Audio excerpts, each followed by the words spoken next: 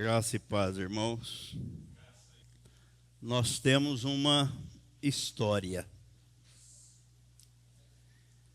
A humanidade tem uma história.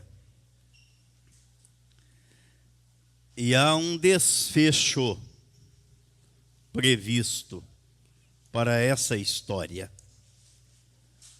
E hoje eu quero falar sobre a história da cruz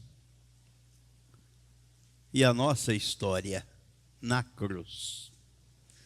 As duas coisas. E o versículo que nós vamos ler, que eu convido os irmãos a abrirem suas Bíblias, está na carta aos Gálatas. Gálatas capítulo 6. Capítulo 6. O versículo 14. Apenas um versículo, o 14. Ele diz assim: mas longe esteja de mim gloriar-me, senão na cruz de nosso Senhor Jesus Cristo, pela qual o mundo está crucificado para mim, e eu para o mundo. Pai querido, nós te agradecemos pela tua palavra, porque o Senhor nos trouxe até aqui para ouvirmos a tua voz através da tua palavra e para falarmos contigo através das nossas orações e para engrandecer o teu nome através dos louvores que aqui foram entoados. E pedimos que o teu Espírito continue agindo e trabalhando neste lugar, nesta igreja, no meio do teu povo, e trazendo aqueles que o Senhor sabe, que querem ouvir a verdade, que querem a salvação, que querem viver sob a tua dependência. Muito obrigado, ó Pai. Usa-nos conforme o teu querer, o teu poder, e haja por intermédio do teu povo, ao qual o Senhor mesmo chamou, o Senhor mesmo salvou, redimiu no corpo do Senhor Jesus Cristo. E é em nome dele que nós oramos e te agradecemos. Amém.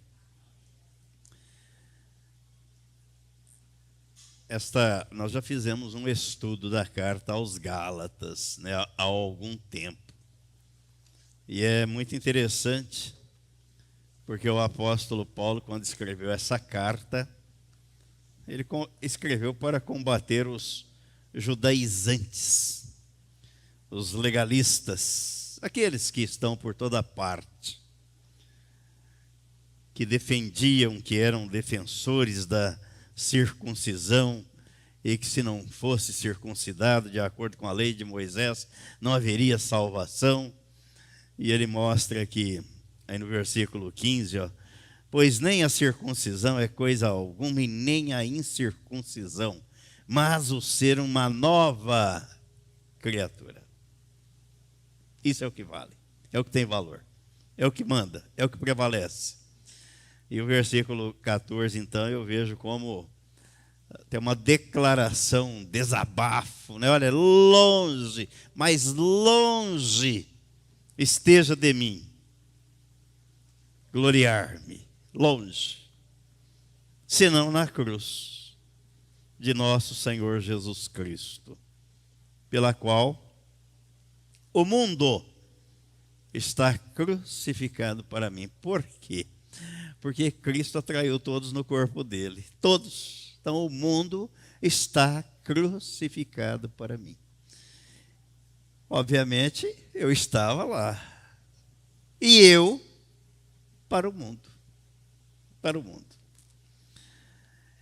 A história da cruz e a minha história na cruz. A história da cruz é a história da restituição da glória de Deus na vida do homem, porque ela foi perdida com a queda no jardim do Éden. Houve a separação entre Deus e o homem, e toda a sua descendência. Por isso que a raça humana já nasce morta espiritualmente, afastada, destituída da glória de Deus. Aí na carta aos Romanos, no capítulo 3, no versículo 23, o apóstolo Paulo diz isso. Ele diz: pois todos pecaram e carecem, e há uma outra versão que diz: e destituídos estão da glória de Deus. Por isso que o homem corre atrás da glória. Ele perdeu a glória de Deus no jardim do Éden. Aí ele fica correndo atrás da glória, buscando a glória, almejando, sonhando com a glória. Jesus Cristo, o Verbo, se encarnou para restabelecer, restituir a glória de Deus, para reconciliar o homem com Deus na sua morte através da cruz. Viram os cânticos do louvor desta noite? Harmoniosos com a mensagem da cruz. A cruz é o fórum da restauração da história do homem com a glória de Deus. Por isso, a história da cruz tem relação direta e profunda com a minha própria história. Na cruz, o mundo está crucificado para mim e eu para o mundo. Jesus não veio para me substituir naquela cruz. Ele não foi o meu substituto, não. A sua morte não era unicamente em meu favor. Ele veio para me incluir na sua morte, no seu corpo, para que o velho homem morresse juntamente com ele. A morte é o castigo para o pecado. E qual foi o pecado que ele cometeu? Nenhum. Mas os meus pecados estavam nele, naquela cruz.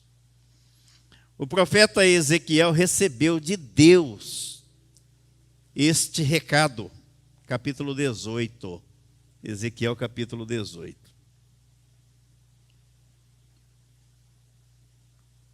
Versículo 20.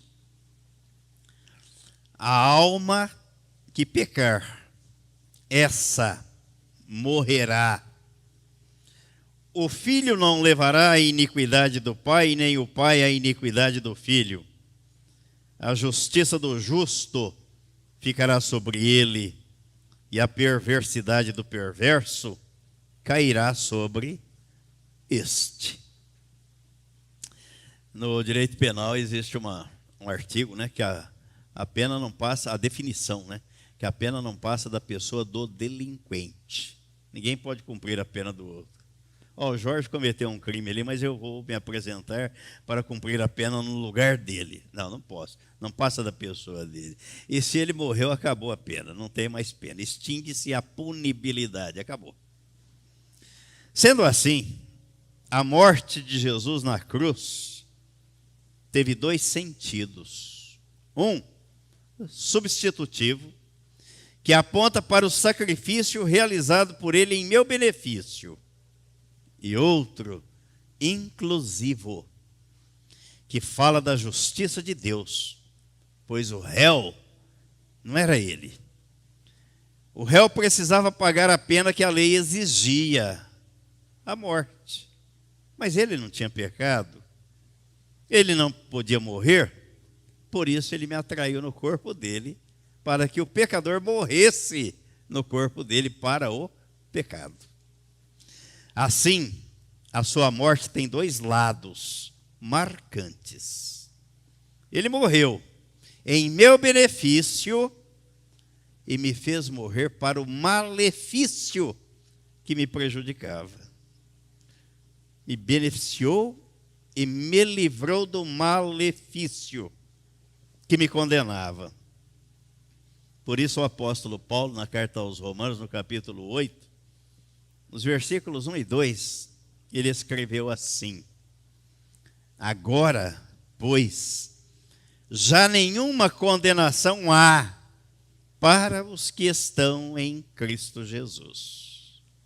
Porque a lei do Espírito da vida em Cristo Jesus te livrou da lei, do pecado e da morte.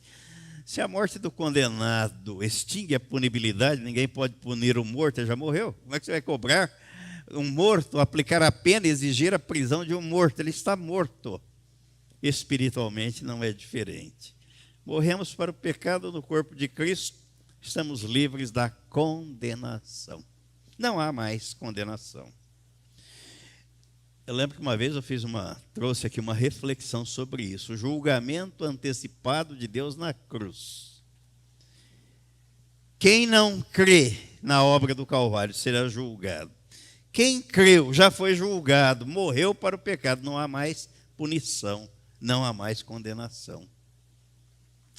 Há uma tendência de acentuar exclusivamente a face objetiva da morte de Jesus. Contudo, é demoníaca a ênfase que não acentua o lado subjetivo desta morte, que é a inclusão do pecador na mesma morte, no mesmo sacrifício, na mesma cruz. Romanos capítulo 7, versículo 4, o apóstolo Paulo deixa isso bem claro. Ele diz assim: meus irmãos, também vós morrestes relativamente à lei, por meio do corpo de Cristo, para pertencerdes a outro, a saber, aquele que ressuscitou dentre os mortos, a fim de que frutifiquemos para Deus. Quem não crê, quem não tem conhecimento, quem não tem essa experiência de que morreu para o pecado no corpo de Cristo a fim de pertencer a Deus, continua pertencendo ao antigo proprietário e patrão. Em João 8,44, Jesus diz quem ele é. Vós sois filhos do diabo. Misericórdia. Por isso que precisa nascer de novo para ser filho de Deus, senão continua sendo filho do diabo. A igreja sofre consequências terríveis com a mensagem distorcida de que Cristo morreu no meu lugar. Este é um lado da moeda, e a moeda tem duas faces, cara e coroa, verso e anverso. Esta não é a verdade completa por inteiro. Lembra do livro do pastor Simval, Seminário do Novo Nascimento, quando ele fala que aqueles que têm conhecimento e acreditam apenas que Cristo morreu no lugar deles, é a mesma coisa que o doente tomar a metade de um comprimido, quando o médico manda você tomar o comprimido por inteiro. Toma só a metade, não vai fazer efeito na vida da pessoa. Então, espiritualmente não vai produzir efeito nenhum.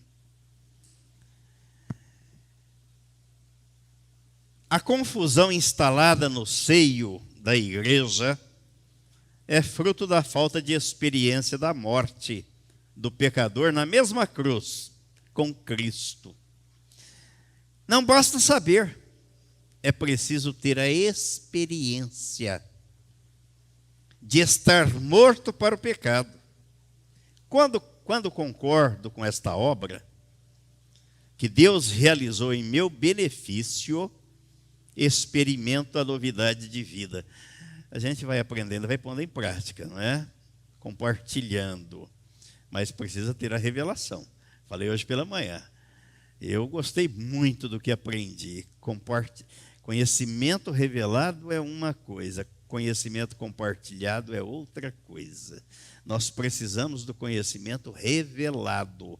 Ouvimos, vamos consultar na Bíblia se é assim e pedir ao Espírito Santo que nos dê a revelação. o entendimento, a compreensão.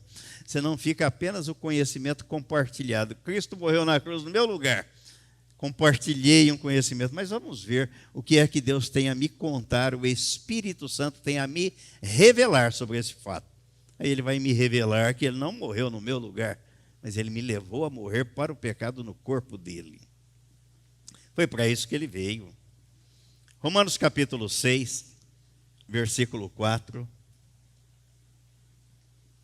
O apóstolo Paulo escreveu assim: fomos, pois, sepultados com ele na morte pelo batismo, para que, como Cristo foi ressuscitado dentre os mortos pela glória do Pai, assim também andemos nós em novidade de vida.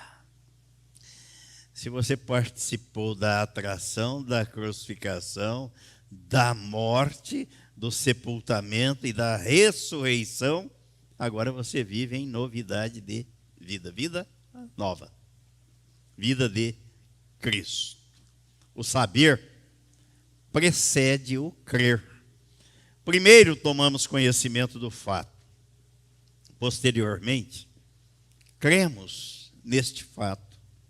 A fé não pode ser estúpida, tóxica ou insalubre, pois ela está pautada no prévio conhecimento de uma realidade espiritual. Algo que aconteceu.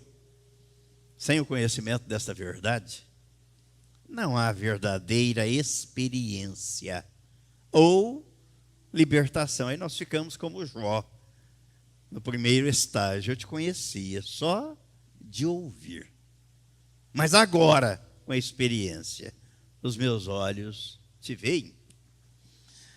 A experiência espiritual não fica apenas no conhecimento. É necessário um passo além, na direção desta verdade, porque a fé se apropria da verdade, da realidade bíblica substancial. Quando a palavra de Deus anuncia a verdade, a fé a recebe como realidade. E eu considero como minha experiência. Ele não atraiu alguns, todos. Então eu estava lá, pela fé. Eu creio. A afirmação da palavra de Deus, de que o nosso velho homem foi crucificado com Cristo, me traz um fato que eu devo considerá-lo. Romanos capítulo 6, versículo 11.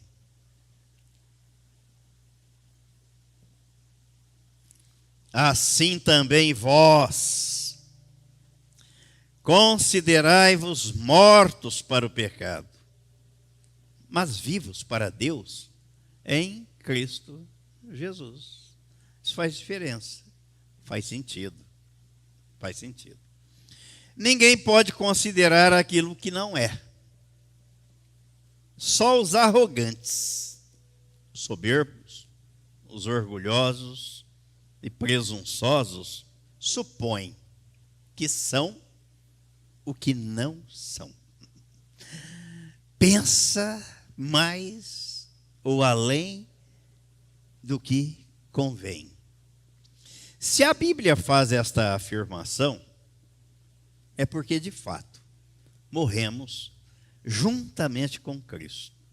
E esta morte foi para o pecado, para a lei e para o diabo. Morri para aquele que me possuía e nasci para Deus. Agora sou guiado pelo Espírito de Deus. O pecado consiste exatamente em não acreditar no que está escrito na Bíblia, na palavra de Deus. A minha história de fé se baseia na suficiência da palavra de Deus. Fé é crer no que Deus diz, é obediência à sua palavra, O desobediente é incrédulo. Por isso, ele não tem lugar no reino de Deus. Pode estar com a Bíblia aberta, pregando, falando, dentro da igreja, dizendo que é nova criatura. Mas se não houver a obediência como resultado da fé, é um incrédulo. Não busco provas nas evidências, nem explicação na razoabilidade do entendimento. A fé descansa na sólida afirmação da autoridade de um Deus soberano e absoluto. Adão e Eva saíram da autoridade de Deus. Passaram a viver por conta própria. Olha o desastre da humanidade. Lá no Éden, eles estavam debaixo da autoridade de Deus. A partir do momento que desobedeceram, demonstraram incredulidade no que Deus havia falado, Deus diz: agora eu não tenho autoridade sobre a vida de vocês.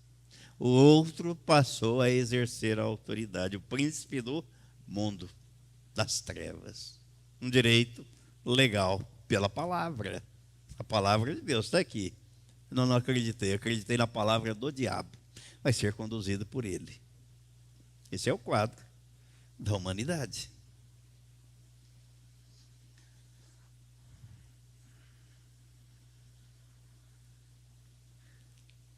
A fé descansa na sólida afirmação da autoridade de um Deus soberano e absoluto.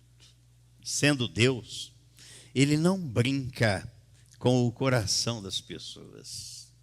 Hoje o assunto da escola dominical foi o coração, né? Iniciado pelo senhor Luiz Antônio. Não nascemos com um coração propenso, disposto a obedecer a Deus. Não nascemos com essa natureza. Por isso Deus dá um novo coração. Se a sua palavra sustenta que fomos crucificados com Cristo, então estamos diante de uma verdade indiscutível. Aí o apóstolo Paulo escreveu na segunda carta aos Coríntios, no capítulo 13, no versículo 8, ele escreveu assim: porque nada podemos contra a verdade, senão em favor da própria verdade. A história da cruz é a minha história de crucificação, porque a lei exigia a minha crucificação. Eu era o réu e precisava cumprir a pena, morrer para o pecado. Como na Bíblia não tem nada escrito à toa, sem sentido, ou de modo aleatório, os bodes expiatórios no Antigo Testamento morriam pelos pecados, mas não levavam os pecadores a morrerem juntamente com eles. O ser humano não podia ser incluído num bode. Jesus se tornou o homem, o Cordeiro de Deus, para nos fazer participantes da sua obra e identificação. Ele não morreu no meu lugar, mas me levou a morrer com ele. E assim eu estou identificado com Cristo. Não tenho de que me gloriar, senão na cruz, o lugar onde ele me atraiu no corpo dele. Não há cristianismo sem a morte do pecador na cruz, com Cristo, no corpo de Cristo. E é falsa toda e qualquer experiência que deixa os crentes com direitos e reivindicações. Porque quem morreu não tem regalias. Quem está crucificado com Cristo não tem imunidade. Nem fala sobre prerrogativas, direitos, privilégios. A minha história na cruz é uma história de morte. E quem está morto está justificado, não tem privilégios, promoções ou quaisquer outros direitos. O direito agora é de servir e agradecer. A salvação, mediante a morte do pecador no corpo de Cristo, visa, busca, objetiva restituir a glória de Deus, perdida com o homem na queda. Esta restauração nada tem a ver com a glória do homem. Não há, na mensagem da cruz, a menor ênfase nos valores humanísticos ou nos programas de entretenimento da alma, dos quais muitos fazem uso nos púlpitos, nos cultos, nos lugares que deveriam ser dedicados à exposição da palavra. Sendo assim, nas fileiras do cristianismo, não há vanglória e nem melindre. Não há premiados e nem alijados ou excluídos, mas há apenas mortos em Cristo na cruz.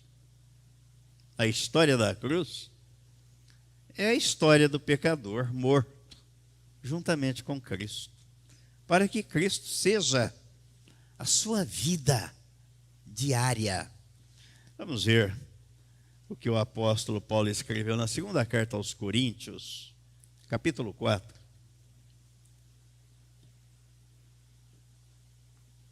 Segunda carta aos Coríntios, capítulo 4, versículo 7. A partir do versículo 7. Temos, porém, este tesouro em vasos de barro, para que a excelência do poder seja de Deus e não de nós. Já vai retirando a glória do homem. O poder não é do homem, é de Deus. Em tudo somos atribulados. Não é apenas em algumas coisas, em algumas questões. Não, ele diz em tudo. Porém, não angustiados, perplexos, porém não desanimados. Jesus disse que é para termos bom ânimo e não desânimo. Bom ânimo.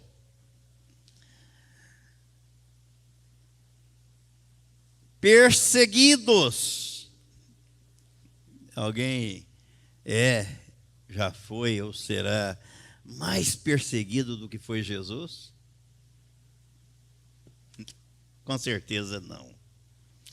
Porém, não desamparados. Quando você está sendo perseguido, você não está desamparado. Tem alguém que cuida de você. Tem um agente chamado Espírito Santo que está com você. Tem uma entidade chamada Trindade que habita em você. Você não está sozinho. Nunca. Abatidos, porém não destruídos. Coisas que acontecem no dia a dia, na vida, que não nos deixam felizes, mas também não nos destroem. Por quê? Porque tem alguém cuidando de você. Levando sempre no corpo o morrer de Jesus. Esse morrer de Jesus é você se curvar diante dele, submeter a sua vontade à vontade dele, a vontade da alma à vontade dele, para que a vontade dele prevaleça e não a vontade da alma. Para que também a sua vida se manifeste em nosso corpo. Porque nós que vivemos, somos sempre entregues à morte por causa de Jesus. Para que também a vida de Jesus se manifeste em nossa carne mortal. É o que o mundo espera ver. A glória de Deus. Foi isso que Jesus disse lá no Sermão da Montanha. Assim brilhe a vossa luz diante dos homens. Qual é a luz? É a luz de Cristo, é a vida dele. Para que vejam as vossas boas obras e glorifiquem o vosso Pai. A glória é para quem vai? Para Deus. Não é para a pessoa, é para Deus. De modo que em nós opera a morte, mas em vós a vida. Tendo, porém, o mesmo espírito da fé, como está escrito, eu criei, por isso é que falei. Também nós cremos, por isso também falamos. Jesus disse que a boca fala daquilo que está cheio o coração. É lá de dentro. Verbaliza. Sabendo que aquele que ressuscitou o Senhor Jesus também nos ressuscitará com Jesus e nos apresentará convosco. É assim que o cristão caminha. A história da cruz e a nossa história na cruz. Eu vou terminar, vou concluir com mais um texto bíblico.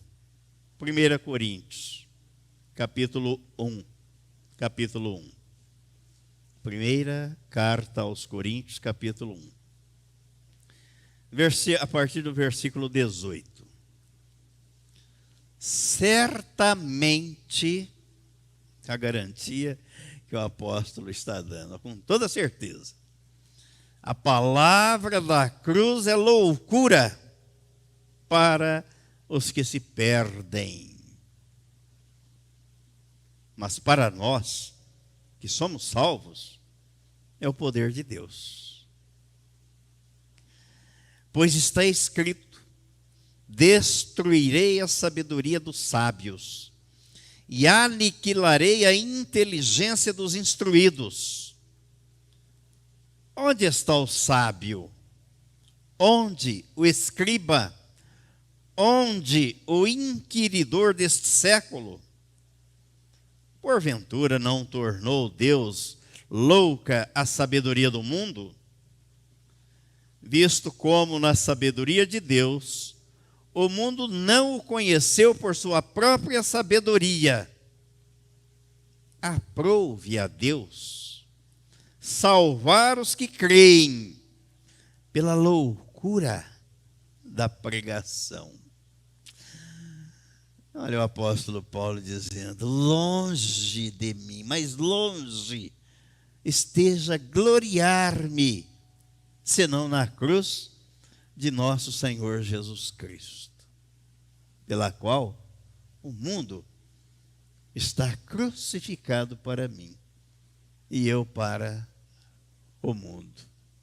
Jesus revelou isto a ele lá no deserto da Arábia, no período de 3 anos, que ele ficou aprendendo e recebendo as instruções dadas por Jesus sobre ele, Cristo, a obra, a igreja e o ministério que ele deveria desenvolver. Os outros apóstolos caminharam, conviveram com Jesus durante 3 anos. Saulo de Tarso não. Passou 3 anos no deserto da Arábia recebendo as instruções dadas por Jesus. Então ele recebeu a revelação. Por isso ele escreveu as cartas que ele escreveu. E ele continua aqui, versículo 22. Porque tanto os judeus pedem sinais, como os gregos buscam sabedoria. Mas nós pregamos a Cristo crucificado, escândalo para os judeus, loucura para os gentios. Mas para os que foram chamados, tanto judeus como gregos, pregamos a Cristo. Poder de Deus e sabedoria de Deus. Porque a loucura de Deus é mais sábia do que os homens e a fraqueza de Deus é mais forte do que os homens. Mas como eu gosto deste versículo 24, olha, mas para os que foram chamados, tanto judeus como gregos, pregamos a Cristo, poder de Deus e sabedoria de Deus. Por isso que quando a gente vê o capítulo 8 de Provérbios, a descrição que ele faz, ele está falando da pessoa de Jesus Cristo. A sabedoria é Cristo. E o livro de Provérbios nos estimula, nos incita a isto. Tudo que você deve buscar, querer, desejar e ansiar. Busque conhecimento, busque sabedoria. Está no livro, não sou eu, livro de Provérbios, tido como palavra de Deus. Busque, é Cristo. E é Ele quem vai fazer com os nossos horizontes assim, ó. Porque normalmente a gente enxerga assim. Aí Ele faz assim, ó. Ele abre a visão. Ele amplia os horizontes. Aí quem não busca continua enxergando a vida por um funil. Vejo uma luz lá no fim do túnel. Aí eu vejo a luz me guiando aqui. Porque Cristo é a luz do mundo. E foi Ele quem disse, quem não o segue, quem não está nele, vive nas trevas. Que o Senhor, na sua infinita graça e misericórdia, continue nos revelando sempre a pessoa e a obra do Senhor Jesus, para o nosso bem e para a glória do Pai, em nome de Jesus. Amém e amém.